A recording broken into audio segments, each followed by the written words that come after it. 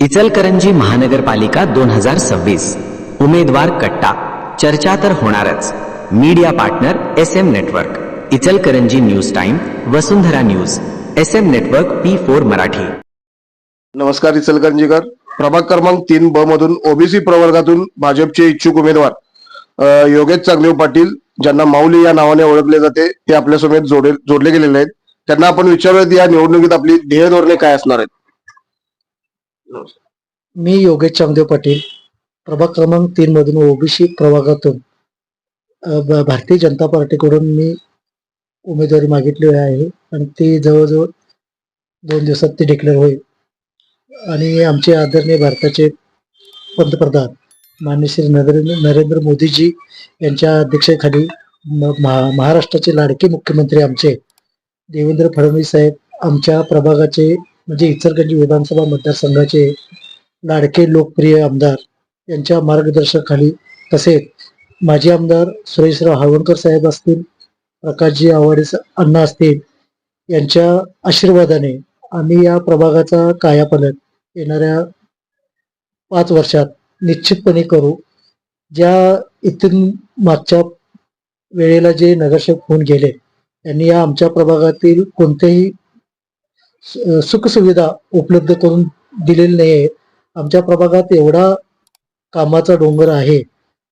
पावसाळ्यात असू दे, आमच्या प्रभागात कोणत्याही प्रकारचे क्रीडांगण नाही आहे, वाचनालय नाही आहे आणि जे काही सुविधा द्यायला पाहिजे होत्या जनसामान्यांना त्यांनी एकही सुविधा उपलब्ध करून दिलेली नाही आहे.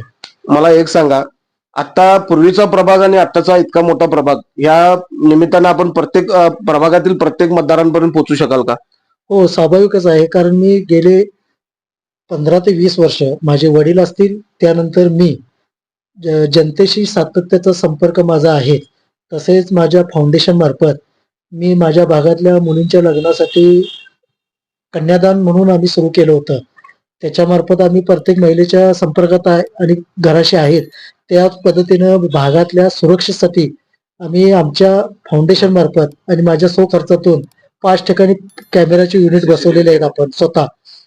परत मुलींच्या ज्या कन्यादान आहे, 5 भांडी, मुलीच्या दारात 10x20चा मंडप, परत 5 भांडी, मानाची साडी, पानविडा, हे असं आपण मेकअप हे आपण करतच आलोय.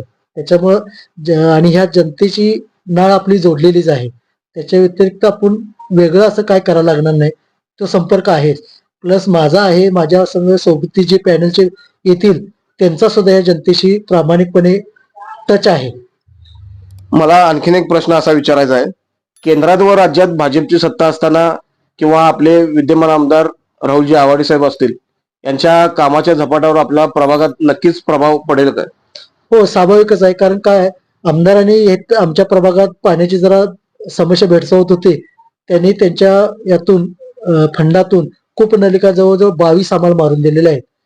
आणि त्याचं त्यांनी कूपनलिका मारून त्याच्यात जे मोटर सोडले, त्यानंतर जे लागतंय ते आमचे पॅनल जे आहे आमच्या सोबत राजू चव्हाण साहेब असतील आणि 2 जे उमेदवार येतील ते असतील, त्यांच्या आम्ही खर्चातून आम्ही पाईपलाईन सुद्धा काम पूर्ण केलेलं आहे भागात.